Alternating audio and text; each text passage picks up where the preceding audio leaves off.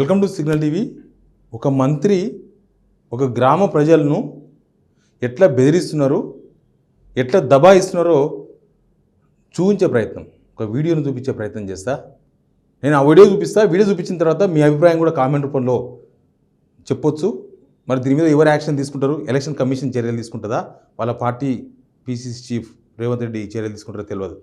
కానీ ఆ మంత్రి అంత బట్టబయలుగా బహిరంగంగా చెప్తున్నారు ఆ విషయాన్ని. మీకు ఊరికి డబ్బులు ఎక్కువ ఇచ్చినా పక్క ఊర్లో ఆ పక్క ఊర్లో తక్కువ డబ్బులు ఇచ్చినా ఎక్కువ ఓట్లు పడ్డాయి, మీ ఊర్లో ఎక్కువ డబ్బులు ఖర్చు పెడితే నాకు వచ్చింది ఏంది, ఎందుకు ఓట్లు వాళ్ళని అడుగుతున్నాడు. ఆ వీడియో చూద్దాం. రేమద్దుల అక్కడ వాళ్ళే సర్పంచుల వాళ్ళే ఎంపీటీసీల వాళ్ళే ఆడ 900 మేరట్ వచ్చింది.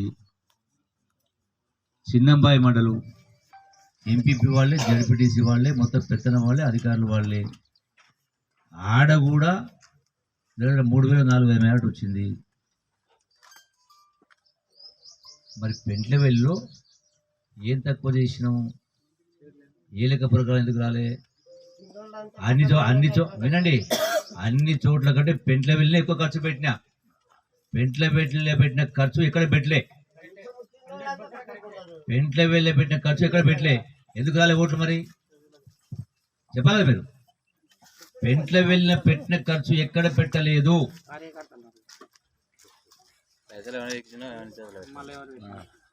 చెప్పాలి కదా. ఖర్చు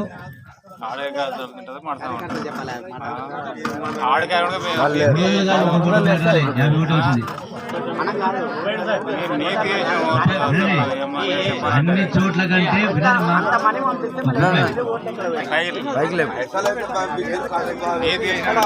అట్లంటే అంటే తాలూకాలో 12,000 మైనస్ ఉండే, ఇప్పుడు వాళ్ళ 12,000 మైనస్ పోయి 30,000 ప్లస్ వచ్చింది. పెట్టుబడి కాదు కదా. పెట్టుబడి ఏం తక్కువ చేసినాం? మిగతా అన్ని పెట్టుబడి ఎక్కువ ఖర్చు పెట్టినాం. ఎందుకు ఓటు రాలే? కారణం ఎవరు? నేనా? ఏమైనా సర్పంచ్ చెప్పు సమాధానం చెప్పు. ఏం చేసినా మరి ఎందుకు తెలియదు? సర్పంచ్ నీవే కదా.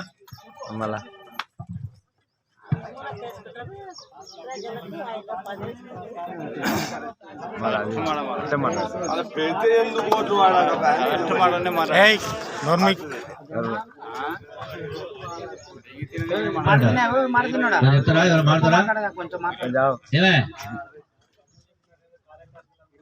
మాట్లాడతారా? అన్న తిన్నానా సార్?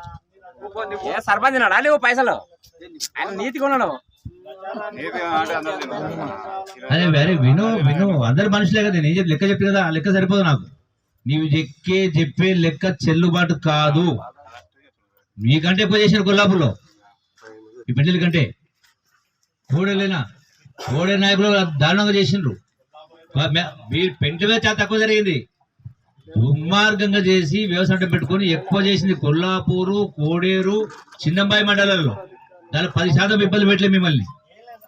అయినా కూడా నాకు తెలుసు ఎందుకు రాలేదు.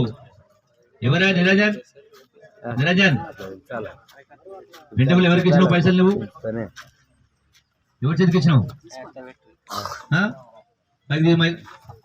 ఏ ఖర్చు పెట్టినా ఎందుకు పెట్టలేదు చెప్పు.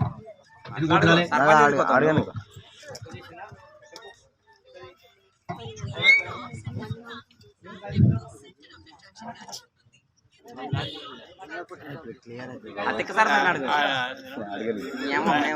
మా సర్పంచ్ ఆడతా